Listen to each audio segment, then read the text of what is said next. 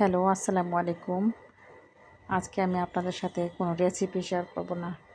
আজকে আমি আপনাদের সাথে একটা টিপস শেয়ার করব গরু মাংস সংরক্ষণের পদ্ধতি শুকিয়ে রাখার। আমি যেভাবে রাখি বা আমি আমার দাদুকে দেখতাম এভাবে শুকিয়ে রাখতো বা অনেকেই ঠিক আছে। তো অনেকেরই ফ্রিজ নেই, অনেকেই বলে অনেকেই সবারই ফ্রিজ কেনার সামর্থ্য থাকে না। আর ম্যাক্সিমাম ক্ষেত্রে আমরা অনেক সময় বিফ পাউডার ঠিক আছে, তারপরে চিকেন পাউডার কিনে আমরা রান্নার কাজে ব্যবহার করি, বিভিন্ন রেসিপি তৈরি করি, নুডলস রান্না করি, বিভিন্ন ক্ষেত্রে আমাদের ইয়ে করতে হয়। তো সেটা সিদ্ধ করে রাখলে এটার মানটা কমে যায় ঠিক আছে।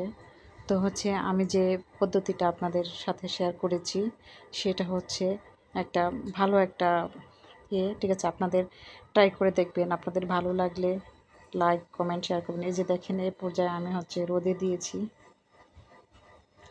দেখেন আমি এগুলো পাতলা স্লাইস করে, একদম পাতলা স্লাইস করে কেটে নিয়েছি।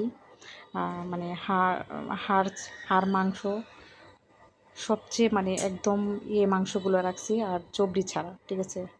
ওটা আমি শেয়ার করব। ওটা আলাদা, আবার একটা ইয়েভাবে হাড় আর ইয়েগুলো আলাদা, চবড়িগুলো আলাদা করে রেখেছিলাম। এই যে দেখতে পাচ্ছেন আমার একদম চূড়ান্ত পর্যায়ে শুকিয়ে নিয়ে আসছি।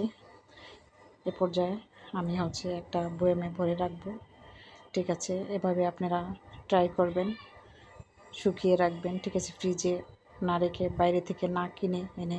এটা দু একটা বা দু চারটা যতটুকু লাগে ভিজিয়ে রেখে আধা ঘন্টা 1 ঘন্টা আগে ব্লেন্ডার করে আপনারা দিয়ে দিবেন।